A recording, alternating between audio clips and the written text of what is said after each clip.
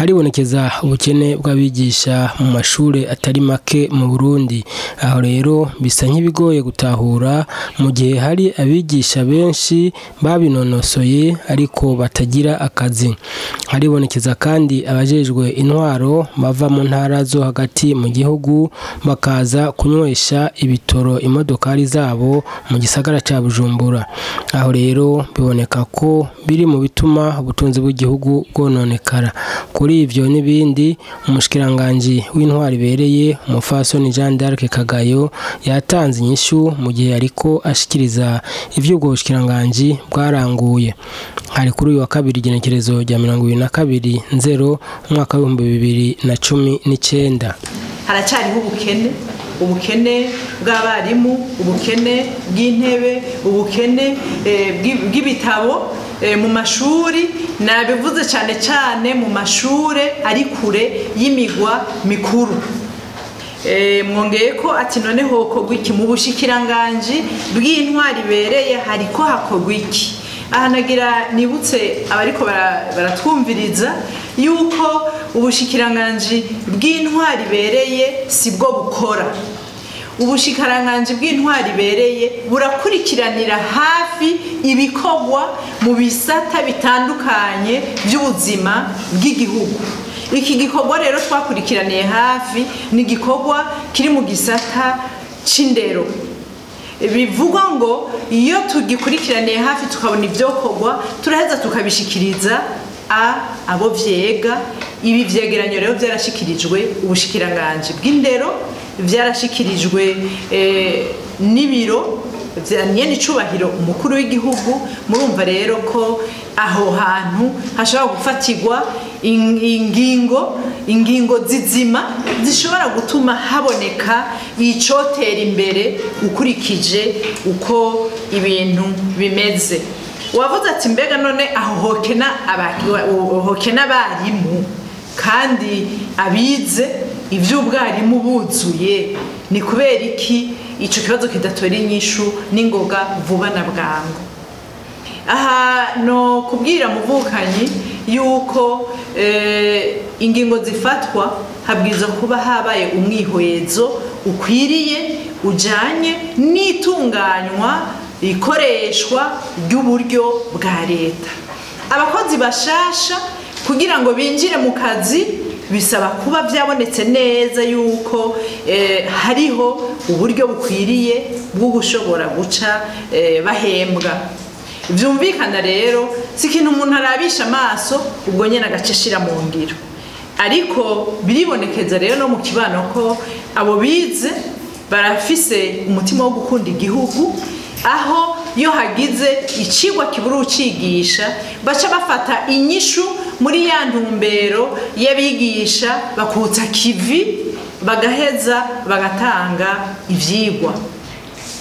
Ikibazo kigira kabiri, umuvukanyi Francine wo mwisanganiro yavuze ati mu byo mwaranguye habonetse aho muvuga amahera yahombejwe atari make, ati hamwe mwavuze aho mwagiye murashobora kugarura. Aha notomora neza yuko aya mahera agaruka suko ubushikiranganji bw'intwari ibereye bujejwe kugaruza amafaranga, sico gikorwa nyamukuru tujejwe. Mugabo mu matohoza hariho ababona koko yuko atakundi bategerezwa kubikora, ko bafashwe kandi kosa barabona ko ari iryo, hako bahava baje mu munyororo bagaca bo nyene bibwiriza bakariha. Nayo mahera rero tubabwira ashobora kuboneka mu matohoza, amadosiye akiri ku rugero rw'amatohoza atarashigwa mu minwe inzego z'ubutungane, arizo ziheza zikavuga ubwa nyuma ijya nyuma kandi zikavuga n'icoheza ngo gikorwe. Na Herve Habonimana wo muri Omega Radio yavuze ikibazo cerekeye gutwara abantu n'ibintu. Aravuga ati muri no minsi haribonekeza koko amasanganya menshi. Ayo masanganya kumbure akava ku bantu bagendesha ivyuma baborewe canke bagendera ku muvuduko utagira ukungana. Ati none mwebwe mutegekanye iki? Naha nyene nsubira kubabwira yuko twebwe igikorwa dukora nukuja kuraba yuko abajejwe ivyo bisata bariko barakora ivyo babwirizwa gukora, hanyuma tukadoma kurutoke ibitariko birakogwa neza. Mwumvise neza mu cegeranyo twatanze twavuze tuti turahamagariye abajejwe kugenzura iyubahirizwa ry'amategeko y'uruja n'uruza mwibarabara ko bokwikebuka bakagenzura koko kandi bakubahiriza bagatuma abagendesha ivyo vyuma bubahiriza amategeko yo muri ico gisata. Vyumvikana rero twebwe ikindi duca twongera ko gukora nuko igipolisi kidasanzwe kijejwe kugwanya ibiturire kiba hafi kigashobora gufata abariko bararya igiturire, kuko nitwobeshanya twobivugisha ukuri. Ukutubahiriza amategeko biva ku kurya no gutanga igiturire muri ico gisata. Ati narakurikiranye ivyavuzwe mu mubonano kare twavuze ko tubanza kwibanda ku byavugiwe hano, mugabo numvise ari ikibazo kijanye n'intwari ibereye. Yavuze ati hariho umubonano watunganijwe hanyuma turumvamwo ikintu caduteye amakenga ko babura amatari b'intara banywesha igitoro i Bujumbura. Aha nagenda kubwire yuko iki kibazo ntikiri mu bushikiranganji bw'intwaro yo hagati gusa, kiri mbese no mu bundi bushikiranganji bufise ubuzi butandukanye burangurirwa mu ntara. Hariho abakorera mu ntara n'ubu bagitora igitoro i Bujumbura. Babura amatari bo urumva batora n'igitoro cyo mu modoka, hariho abagitora igitoro cyo mu mapikipiki.